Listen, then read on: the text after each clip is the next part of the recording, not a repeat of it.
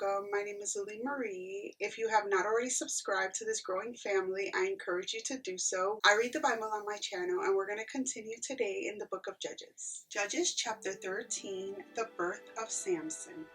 And the Bible reads, "Again the Israelites did evil in the eyes of the Lord, so the Lord delivered them into the hands of the Philistines for 40 years. A certain man of Zorah named Manoah from the clan of the Danites had a wife who was childless, unable to give birth. The angel of the Lord appeared to her and said, 'You are barren and childless, but you are going to become pregnant and give birth to a son. Now see to it that you drink no wine or other fermented drink, and that you do not eat anything unclean. You will become pregnant and have a son whose head is never to be touched by a razor, because the boy is to be a Nazarite, dedicated to God from the womb. He will take the lead in delivering Israel from the hands of the Philistines.' Then the woman went to her husband and told him, 'A man of God came to me. He looked like an angel of God, very awesome. I didn't ask him where he came from, and he didn't tell me his name. But he said to me, you will become pregnant and have a son. Now then, drink no wine or other fermented drink, and do not eat anything unclean, because the boy will be a Nazarite of God from the womb until the day of his death.'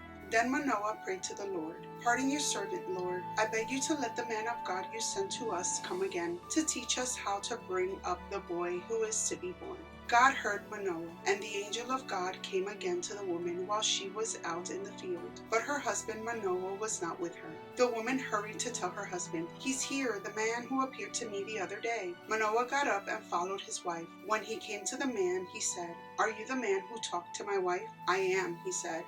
So Manoah asked him, 'When your words are fulfilled, what is to be the rule that governs the boy's life and work?' The angel of the Lord answered, 'Your wife must do all that I have told her. She must not eat anything that comes from the grapevine, nor drink any wine or other fermented drink, nor eat anything unclean. She must do everything I have commanded her.' Manoah said to the angel of the Lord, 'We would like you to stay until we prepare a young goat for you.' The angel of the Lord replied, 'Even though you detain me, I will not eat any of your food. But if you prepare a burnt offering, offer it to the Lord.' Manoah did not realize that it was the angel of the Lord. Then Manoah inquired of the angel of the Lord, 'What is your name, so that we may honor you when your word comes true?' He replied, 'Why do you ask my name? It is beyond understanding.' Then Manoah took a young goat together with the grain offering and sacrificed it on a rock to the Lord. And the Lord did an amazing thing while Manoah and his wife watched. As the flame blazed up from the altar toward heaven, the angel of the Lord ascended in the flame. Seeing this, Manoah and his wife fell with their faces to the ground. When the angel of the Lord did not show himself again to Manoah and his wife, Manoah realized that it was the angel of the Lord.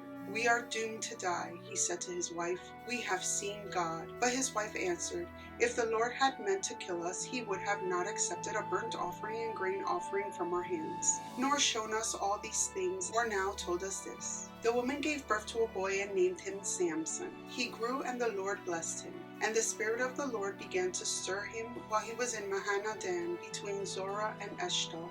Judges chapter 14. Samson's marriage. Samson went down to Timnah and saw there a young Philistine woman. When he returned, he said to his father and mother, 'I have seen a Philistine woman in Timnah. Now get her for me as my wife.' His father and mother replied, 'Isn't there an acceptable woman among your relatives or among all of our people? Must you go to the uncircumcised Philistines to get a wife?' But Samson said to his father, 'Get her for me. She's the right one for me.' His parents did not know that this woman was from the Lord, who was seeking an occasion to confront the Philistines, for at that time they were ruling over Israel. Samson went down to Timnah, together with his father and mother. As they approached the vineyards of Timnah, suddenly a young lion came roaring toward him. The Spirit of the Lord came powerfully upon him, so that he tore the lion apart with his bare hands, as he might have torn a young goat. But he told neither his father nor his mother what he had done. Then he went down and talked with the woman, and he liked her. Sometime later, when he went back to marry her, he turned aside to look at the lion's carcass, and in it he saw a swarm of bees and some honey. He scooped out the honey with his hands and ate as he went along. When he rejoined his parents, he gave them some, and they too ate it.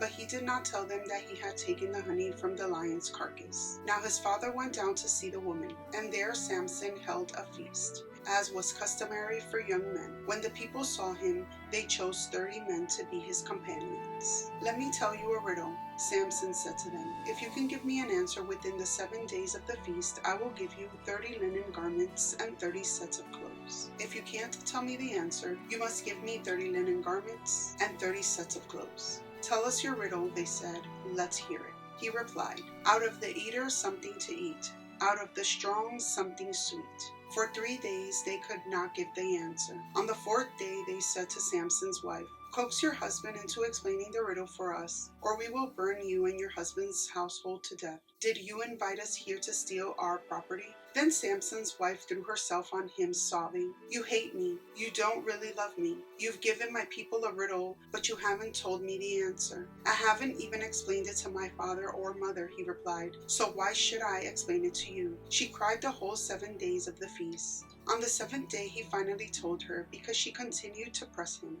She in turn explained the riddle to her people. Before sunset on the 7th day, the men of the town said to him, "What is sweeter than honey? What is stronger than a lion?" Samson said to them, "If you had not plowed with my heifer, you would not have solved my riddle." Then the Spirit of the Lord came powerfully upon him. He went down to Ashkelon, struck down 30 of their men, stripped them from everything, and gave their clothes to those who had explained the riddle. Burning with anger, he returned to his father's home, and Samson's wife was given to one of his companions who had attended him at the feast. Judges chapter 15. Samson's vengeance on the Philistines. Later on, at the time of wheat harvest, Samson took a young goat and went to visit his wife. He said, "I'm going to my wife's room," but her father would not let him go in. "I was so sure you hated her," he said, "that I gave her to your companion. Isn't her younger sister more attractive? Take her instead." Samson said to them, "This time I have a right to get even with the Philistines. I will really harm them." So he went out and caught 300 foxes and tied them tail on tail in pairs. He then fastened a torch to every pair of tails, lit the torches, and let the foxes loose in the standing grain of the Philistines. He burned up the shocks and standing grain, together with the vineyards and olive groves. When the Philistines asked, "Who did this?" they were told, "Samson, the Timnite's son-in-law," because his wife was given to his companion. So the Philistines went up and burned her and her father to death.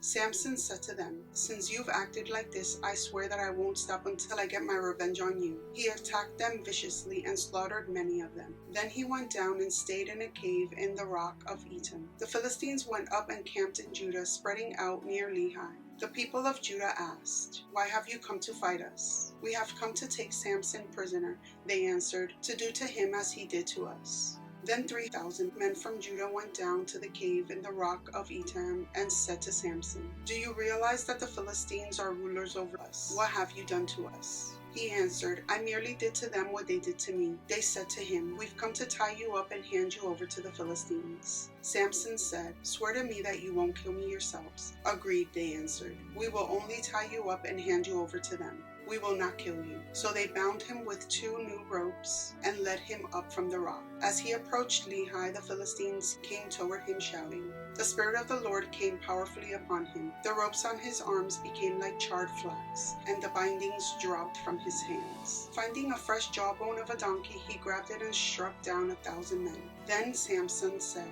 "With a donkey's jawbone I have made donkeys of them. With a donkey's jawbone I have killed 1,000 men." When he finished speaking, he threw away the jawbone, and the place was called Ramath Lehi. Because he was very thirsty, he cried out to the Lord, "You have given your servant this victory. Must I now die of thirst and fall into the hands of the uncircumcised?" Then God opened up the hollow place in Lehi, and water came out of it. When Samson drank, his strength returned, and he revived. So the spring was called En-Hakkore, and it is still there in Lehi. Samson led Israel for 20 years in the days of the Philistines. Judges chapter 16. Samson and Delilah. On the day Samson went to Gaza, where he saw a prostitute, he went in to spend the night with her. The people of Gaza were told, "Samson is here." So they surrounded the place and lay in wait for him all night at the city gate. They made no move during the night, saying, "At dawn we'll kill him." But Samson lay there only until the middle of the night. Then he got up and took hold of the doors of the city gate, together with the 2 posts, and tore them loose, bar and all. He lifted them to his shoulders and carried them to the top of the hill that faces Hebron. Sometime later, he fell in love with a woman in the valley of Sorek, whose name was Delilah. The rulers of the Philistines went to her and said, "See if you can lure him into showing you the secret of his great strength and how we can overpower him so we may tie him up and subdue him. Each one of us will give you 1,100 shekels of silver." So Delilah said to Samson, "Tell me the secret of your great strength and how you can be tied up and subdued." Samson answered, "If anyone ties me up with 7 fresh bowstrings that have not been dried, I'll become as weak as any other man." Then the rulers of the Philistines brought her 7 fresh bowstrings that had not been dried, and she tied him with them. With men hidden in the room, she called to him, "Samson, the Philistines are upon you." But he snapped the bowstrings as easily as a piece of string snaps when it comes close to a flame. So the secret of his strength was not discovered. Then Delilah said to Samson, "You have made a fool of me. You lied to me. Come now, tell me how you can be tied." He said, "If anyone ties me securely with new ropes that have never been used, I'll become as weak as any other man." So Delilah took new ropes and tied him with them. Then with the men hidden in the room, she called to him, "Samson, the Philistines are upon you." But he snapped the ropes off his arms as if they were threads. Delilah then said to Samson, "All this time you have been making a fool of me and lying to me. Tell me how you can be tied." He replied, "If you weave the 7 braids of my head into the fabric on the loom and tighten it with a pin, I'll become as weak as any other man." So while he was sleeping, Delilah took the 7 braids of his head, wove them into the fabric, and tightened them with the pin. Again she called to him, "Samson, the Philistines are upon you." He awoke from his sleep and pulled up the pin and the loom with the fabric. Then she said to him, "How can you say I love you when you won't confide in me? This is the 3rd time you have made a fool of me and haven't told me the secret of your great strength." With such nagging she prodded him day after day until he was sick to death of it. So he told her everything. "No razor has ever been used on my head," he said, "because I have been a Nazarite dedicated to God from my mother's womb. If my head were shaved, my strength would leave me, and I would become as weak as any other man." When Delilah saw that he had told her everything, she sent word to the rulers of the Philistines, "Come back once more. He has told me everything." So the rulers of the Philistines returned with the silver in their hands. After putting him to sleep on her lap, she called for someone to shave off the 7 braids of his hair, and so began to subdue him, and his strength left him. Then she called, "Samson, the Philistines are upon you." He awoke from his sleep and thought, "I'll go out as before and shake myself free." But he did not know that the Lord had left him. Then the Philistines seized him, gouged out his eyes, and took him down to Gaza, binding him with bronze shackles. They set him to grinding grain in the prison. But the hair on his head began to grow again after it had been shaved. The death of Samson.